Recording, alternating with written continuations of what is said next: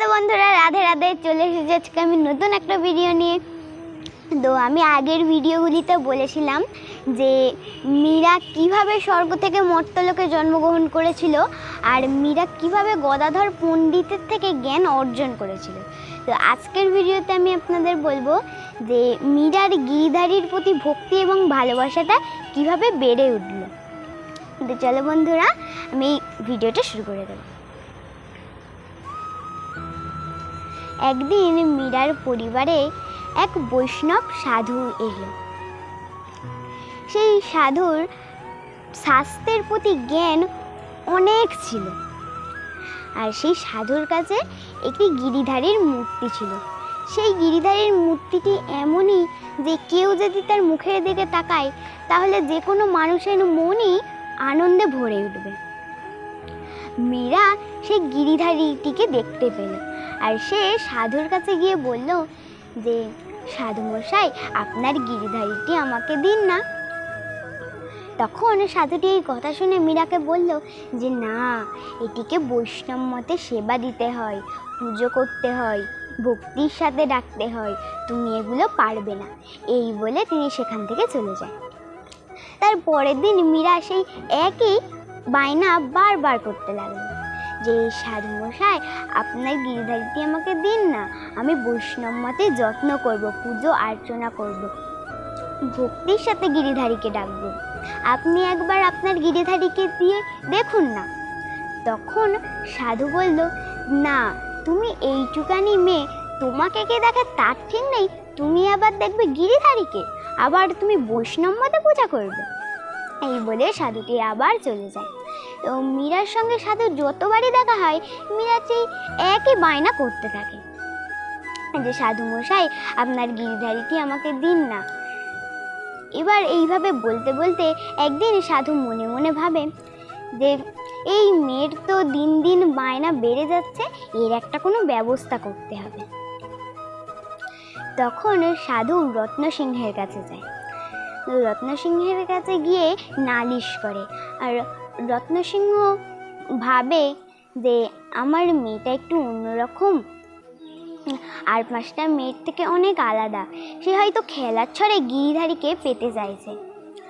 তখন সেই রত্নসিংহ মীরার কাছে গেল, আর মীরাকে গিয়ে বলল যে সাধু মশাই আমাদের বাড়ির অতিথি, তুমি তাকে এইভাবে বিরক্ত করবে না, আমি তোমাকে মেলা দিয়ে গিরিধারীর মাটির মূর্তি এনে দেব, তুমি সেটাকে নিয়েই খেলা করবে। তখন মীরা এই কথা শুনে খুব দুঃখ পেল, আর সেখানেই কাঁদতে কাঁদতে গিরিধারীকে মনে মনে বলল যে গিরিধারী, তুমি কি আমাকে ধরা দিতে চাইছো না? আমি কি তোমাকে ভক্তির সাথে পুজো করতে পারবো না, বৈষ্ণব মতে সেবা দিতে পারবো না? তাহলে তুমি আমার কাছে কেন আসতে চাইছো না? এইভাবে চলতে কিন্তু আমি তাহলে তোমার জীবন নষ্ট করে দেব। এই বলে সে কাঁদতে থাকে। আর সেই দিনের রাত্রে এক আজব ঘটনা ঘটে। সেদিন রাত্রে সাধু তার বিছানায় শুয়েছিল, আর হঠাৎ করে তার কানের কাছে যেন কেউ বলছে যে তুমি তোমার গিরিধারীর মূর্তিটিকে মীরাকে দিয়ে দাও, না হলে তোমার বড় বিপদ হয়ে যাবে। এই শুনে সাধু ধড়পড় করে বিছানায় উঠে বসলো, তার গায়ে শিহরণ দিয়ে উঠল। আর সেই সাধু গিরিধারীর দিকে তাকাতেই দেখতে পেল যে গিরিধারীরও চোখে জল। তিনি গিরিধারীকে বুকে আঁকলে ধরে বললেন যে গিরিধারী, আমি তোমাকে এত দিন ধরে সেবা করে এসেছি, আমি কি তোমার সেবার কোনো ত্রুটি রেখেছি? আমি অসুস্থ হয়ে পড়েছি, কিন্তু তাও তোমার সেবা করতে ভুলিনি। তুমি কি আমার থেকে চলে যেতে চাইছো? কেন এমনটা করছো? এই বলে সে বুকে গিরিধারীকে জড়িয়ে ধরে কাঁদতে লাগলো। তারপরেই ভোরের বেলা সেই সাধু গিরিধারীকে নিয়ে মীরার ঘরে গেল। মীরা সেই শুয়ে শুয়ে কাঁদ। সাধু মশাই ধীরে ধীরে মীরার ঘরে প্রবেশ করলো, আর মীরাকে মৃদু স্বরে ডাকলো, মীরা, মীরা মা, ওঠো, দেখো আমি তোমার জন্য কাকে নিয়ে এসেছি। তখন মীরা ধড়পড় করে উঠল।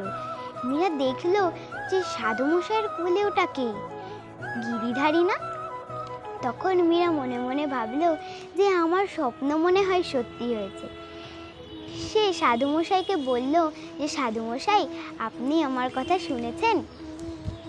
তখন সাধুমশাই গিরিধারীকে মীরার হাতে তুলে দিল আর বলল, মীরা, আমি জানি তুমি গিরিধারীকে খুব যত্নে রাখবে, কিন্তু তাও বৃদ্ধ হয়েছি তো মন মানে না। তখন মীরার মুখে ফুটে উঠল স্বর্গীয় হাসি। আর সাধুমশাই মীরার মুখের দিকে তাকিয়ে চিন্তা করলো, সেই মেয়েটি কত বড় বংশের মেয়ে, দের কাশাগারে কত ধন দৌলত রয়েছে, কত অলংকার রয়েছে, তাও এইসবের প্রতি এর কোনো মায়া বা টান নেই। যত মায়া টান সব গিরিধারীর প্রতি। এই গিরিধারীকে পেয়ে যেন মন আকাশ ছুঁয়েছে। আর তখন মীরা গিরিধারীর দিকে এক দৃষ্টিতে তাকিয়েছিল। আর সাধুমশাই আবার চিন্তা করলো যে এতদিন গিরিধারী আমার কাছে ছিল যেন পাষাণ প্রতিমার মতো, আর এখন মীরার কোলে যেতেই যেন সেই মূর্তির ভেতরে প্রাণ ফিরে এসেছে। ওই তো ওই মূর্তির ঠোঁটের কোণে যেন একটা দুষ্টু হাসি দেখা যাচ্ছে। শ্রীকৃষ্ণ এইভাবেই বাল্যকালে কত না দুষ্টুমি করে এসছে। তো এই দেখে মীরা খুব খুশি হল। তারপর মীরা সাধুমশাইকে ধন্যবাদ জানালো। আর এই ঘটনা ঘটার কয়েকদিন পরেই সাধুমশাই সেই প্রাসাদ ছেড়ে চলে গেলেন। তারপর শুরু হলো গিরিধারীকে নিয়ে মীরার এক নতুন খেলা।